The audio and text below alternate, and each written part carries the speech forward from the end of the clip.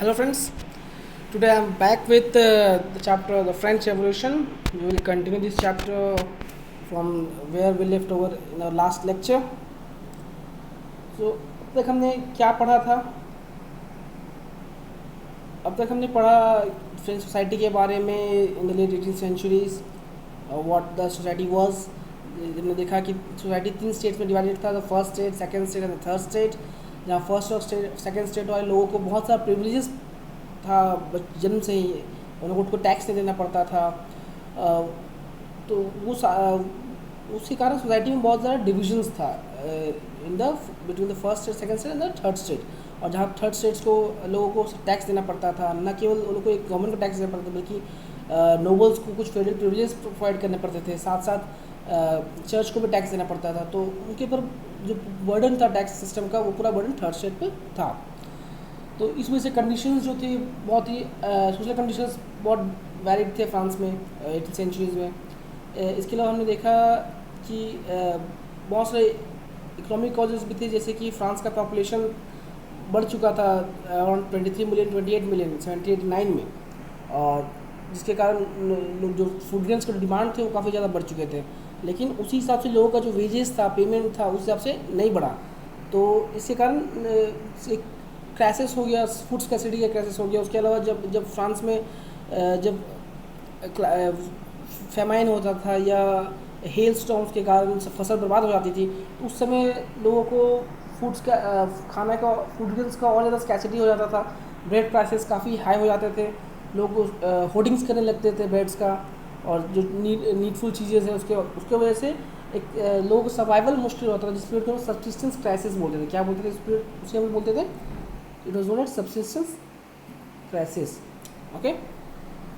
फिर हमने ये सब जो कारण थे उसके वजह से हमने देखा कि फ्रेंच सोसाइटी में लोगों के बीच में काफ़ी ज़्यादा राजा का रूल था राजा के प्रति. उसके खिलाफ लोगों में एक गुस्सा जाग रहा था. ओके.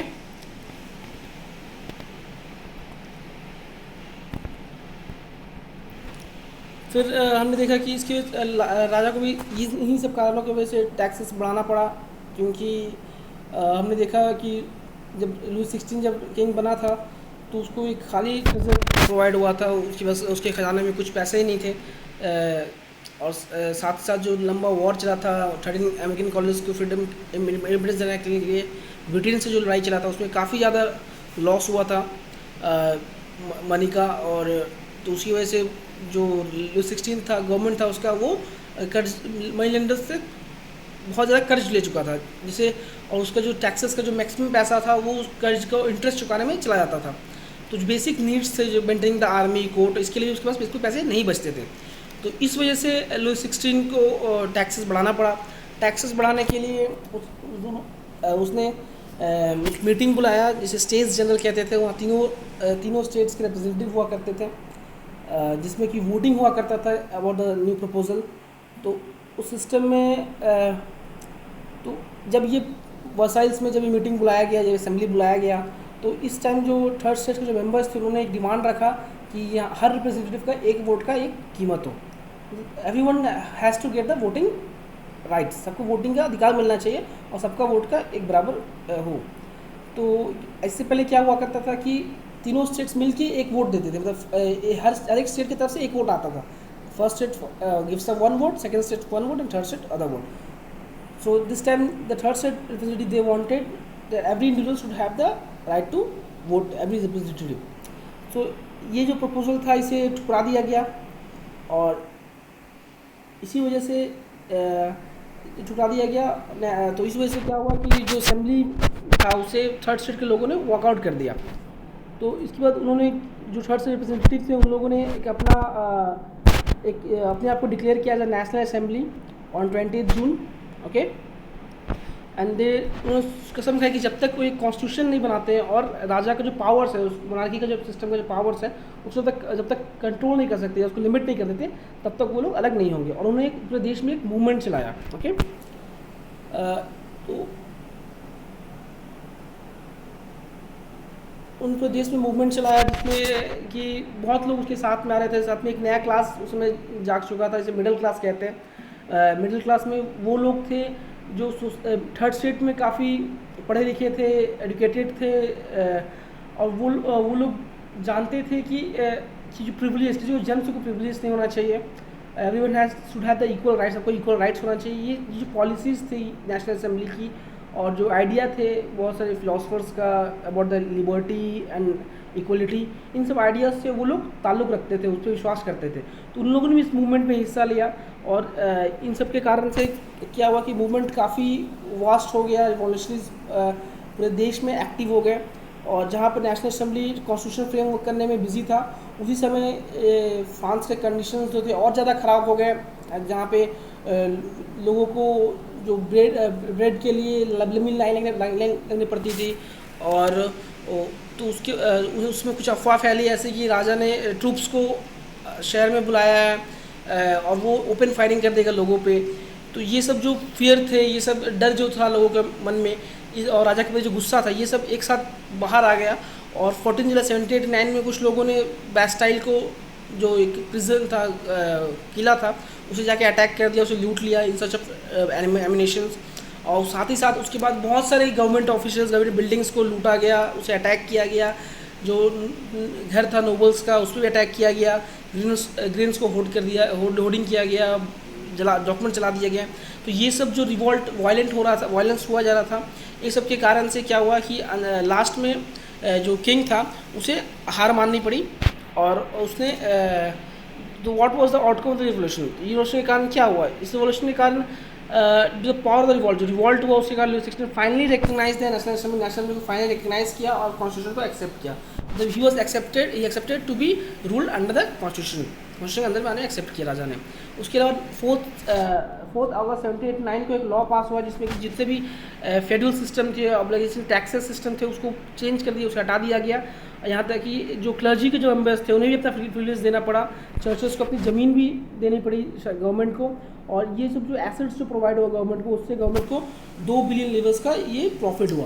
इसलिए हमने देखा था लास्ट लेक्चर में पढ़ा था कि किस तरह से जो राजा की पॉलिसीज़ थी उसकी वजह से गवर्नमेंट जो था वो कर्ज में डूबा हुआ था। उसी गवर्नमेंट को जो ये सिस्टम सुधारा गया, ये फ्यूडल सिस्टम ख़त्म किया गया, चर्चेस को ज़मीन देनी पड़ी, इस वजह से 2 बिलियन लेवल्स का फ़ायदा हुआ, एक एसेट प्रोवाइड हुआ गवर्नमेंट को।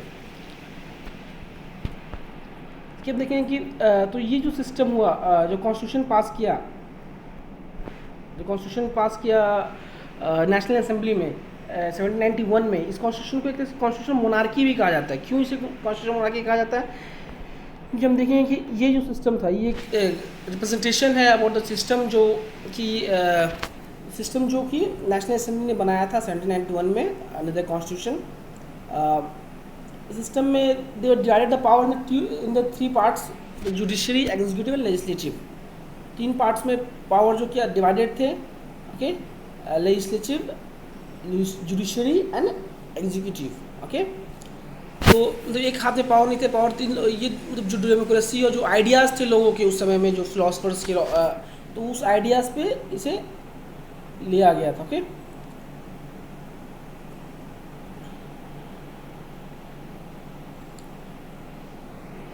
ओके, लेकिन ये जो सिस्टम था, इसका हेड जो था एग्जीक्यूटिव का हेड जो था किंग था, ओके। इसका हेड कौन था? किंग था। तो अल्टीमेट कंट्रोल जो किंग है उसका मिनिस्टर्स के पास ही थे, इसीलिए इसे कहा जाता है social monarchy, constitutional monarchy, refer to as the constitutional monarchy. क्योंकि एक कॉन्स्टिट्यूशन था, एक कॉन्स्टिट्यूशन में काम हो रहा था, फ्रेमवर्क था, पॉलिटिकल सिस्टम था, लेकिन जो हेड ऑफ द सिस्टम जो था वो क्या था, वो इलेक्टेड नहीं था, हेड ऑफ सिस्टम इलेक्टेड नहीं था, वो क्या था, वो एक मोनार्की था। इस सिस्टम को कॉन्स्टिट्यूशनल मोनार्की कहा गया। इस सिस्टम में और क्या चीज़ थी? इस सिस्टम में हम देखेंगे कि in this system the main objective was to limit the power of monarchy. उसके लिए पावर डिवाइड किया गया था among the judiciary, executive and the legislature. 3 institutions बनाए गए थे, ओके। साथ साथ जो लेजिस्लेचर थे, जो नेशनल असेंबली के लेजिस्लेचर थे, वो इलेक्टेड थे, उन्हें इलेक्ट किया जाता था और वो डायरेक्टली वोट नहीं किया जाता था उनके लिए इनडायरेक्टली वोट किया जाता था कुछ इलेक्टर्स। सिटीजन्स जो थे, जो सिटीजन्स थे फ्रांस के उस समय, वो लोग वोट करते थे to form the electors, okay. जो इलेक्टर्स बनाते थे, और वो जो इलेक्टर्स वोट करते थे they form the they elected for the national assembly representative. Okay, तो इस तरीके से रिप्रेजेंटेटिव इलेक्ट हुआ करते थे। और जिसमें भी जो नया कॉन्स्टिट्यूशन बना था इसमें हर लोगों को वोटिंग करने का अधिकार नहीं दिया गया था। Only the system for the citizens वो divided as the active citizen and the passive citizens. Okay, तो एक्टिव सिटीजन में कौन लोग आते थे, will learn about it here. The active citizen included all the men of 25 years of age who paid taxes equal to at least 3 days of the labor's wage. Okay, all the men of 25 years of age who pays taxes equal to at least 3 days of labor's wage, they were referred to as they had the right to vote, and they was called as active citizens. Where all other men, remaining men and the women who could not pay the taxes, they were referred to as a passive citizen, and they didn't have the right to vote. Okay, and these people voted for the electors. As we can see, they voted for the electors, and these electors were from the those people from the society which were highest taxpayers. Okay, so the system was divided basis on the people who are giving how much taxes they are giving. Okay, you can see here. So like most population were about 4 million of a population of 28 million, they were active citizens. Okay, and the passive citizens who don't have the voting right, about 3 million of them don't have any voting rights. Okay, and they elected for the people of representative of 50,000 men, they were known as electors, and they voted for among 45 elected assembly members. Okay, and who make the laws for the government, and the judiciary was directly voted by the active citizens, and the legislature controls the ministers and the executive. Okay,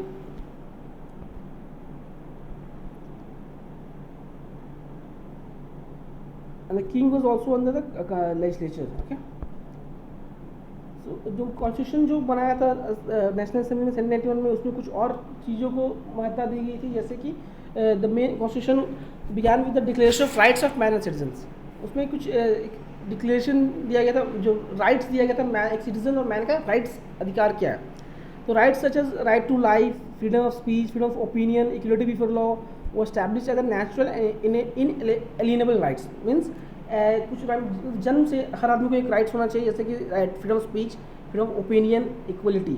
तो ये सब जो idea जो fundamental rights का जो आज हम पढ़ते हैं, अगर हम इंडिया के बारे में बात करें या वर्ल्ड हिस्ट्री में किसी भी देश में जो जहाँ डेमोक्रेसी है आज, तो हम इस सब पॉइंट्स के बारे में जब बात करते हैं, तो इस सब शुरुआत कहाँ हुआ था? ये सब शुरुआत 1791 में, उस समय में 19th सेंचुरी फ्रांस में हुआ था। इसीलिए फ्रेंच रिवॉल्यूशन हमारे लिए बहुत ज़रूरी हो जाता है पढ़ना। ओके, क्योंकि इसी सब आइडियाज़ को लेके बाकी दुनिया में भी देशों ने आंदोलन किया और उन्होंने इंडिपेंडेंस हासिल किया और एक कॉन्स्टिट्यूशन फ्रेमवर्क बनाया। ठीक है, it was the duty of state to protect each citizens, जो नेचुरल राइट्स सिटीजन्स के जो बर्थ से, वो राइट्स को प्रोटेक्ट करने का ड्यूटी किसका था? उसका सिस्टम का था। ओके, स्टेट का। फिर उस समय जो जिसमें रिवॉल्यूशन था, उसमें बहुत सारे ऐसे लोग थे जो कि पढ़ लिख नहीं सकते थे, दे वर इलिटरेट। सो इन लोगों को, लेकिन लोगों में आइडियाज़ होना चाहिए कि रिवॉल्यूशन का एक आइडिया लोगों में होना चाहिए, सोच होना चाहिए। तो उस सोच को जगाए रखने के लिए कुछ सिम्बल्स का यूज़ हुआ करता था। ओके, तो you may get some questions from this, that what were symbols used in the by the revolution in the 18th centuries। तो यहाँ पे कुछ सिम्बल्स का हम डिस्कस करें। तो ब्रोकन चेन जैसे चेन जो स्लेव्स को पकड़ बांध के रखने में यूज़ हुआ करता था। तो ब्रोकन चेन का मतलब था कि the act of becoming free, we want to be free, liberty का एक सिंबल था। Okay, then snake biting itself to form a ring, ये जो सिंबल है यहाँ पे, ये इटर्निटी का सिंबल था। ओके, मतलब साथ ही हम देखेंगे ये ब्लू, वाइट और रेड, ये जो थे फ्रांस का नेशनल कलर है।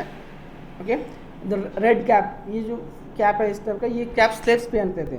It was also the sign of becoming free. Okay, now here the symbol of the eye within a triangle radiating light, एक आँख है यहाँ पे और वो ट्रायंगल के अंदर वहाँ पे लाइट्स निकल रहा है। ठीक है, this stands for the knowledge, the eye stands for the knowledge, and the rays of the sun will drive away the clouds of ignorance. मतलब हर आदमी के पास नॉलेज होना चाहिए अबाउट द राइट्स, है ना, और उनको इग्नोरेंस नहीं होना चाहिए। तो सूरज की रोशनी उसको इग्नोरेंस को ख़त्म करेगी। The law of tablet, tablet मतलब जहाँ पे आपने देखा होगा, बुक्स में भी दिखाया होगा कि जो डिक्लेरेशन ऑफ राइट्स थे वो इस टैबलेट में लिखे रहते हैं, मतलब हर आदमी लॉ के हिसाब से सेम है, किसी के लिए लॉ अलग नहीं है। Okay, this tablets used to symbol is that the wing women, this personification of the law, law को रिप्रेजेंट करते थे। Okay, you can see the bundle of rods, bundle of rods क्या दिखाते हैं कि जैसे एक unity, it's symbol of unity, कि आदमी अकेला है तो उसको आसानी से हार जाएगा, ठीक है, बंडल है और स्ट्रेंथ है एक साथ है तो उसमें स्ट्रेंथ लाई करता है। Okay, the sceptre with the symbol of royal power, this are symbols which are use. So in this lecture we have deal with the about the what the political system of 1791, or the also refers to the constitutional monarchy, why it was refers to constitutional monarchy, and we have done the review or the outcome of the French Revolution, उसका outcomes क्या था। Okay, राजा को finally accept करना पड़ा national assembly को, और साथ ही जो फेडरल सिस्टम था, जो टैक्सेस सिस्टम था वो चेंज हो गया था, आदमी को वोटिंग का एक्टिव सिटीजन्स को वोटिंग का अधिकार मिला था, पावर किसी एक हाथ में नहीं थे, power of the king was limited. Okay, so we'll deal with the in the next lecture about कैसे फ्रांस इस सोशल कॉन्स्टिट्यूशनल मोनार्की से कंप्लीट रिपब्लिक बना, कैसे लोगों में जो जो लोगों जो नेशनल असेंबली ने जिन लोगों को छोड़ दिया था, जिन लोगों को वोटिंग का अधिकार नहीं दिया था, जिसको पैसिव सिटीजन बना के रख दिया था, उन लोगों को कैसे अपना अधिकार मिला, और उसके बाद जो राजा के पावर्स को पूरी तरह से ख़त्म कर दिया गया, एक हेड ऑफ द एग्जीक्यूटिव, एक इलेक्टेड रिप्रेजेंटेटिव हुआ, और एक रिपब्लिक कैसे बना, इसके बारे में हम नेक्स्ट लेक्चर में पढ़ेंगे। ओके, तो thank you friends, hope you enjoy the lecture, please subscribe the channel and please click the like button, thank you.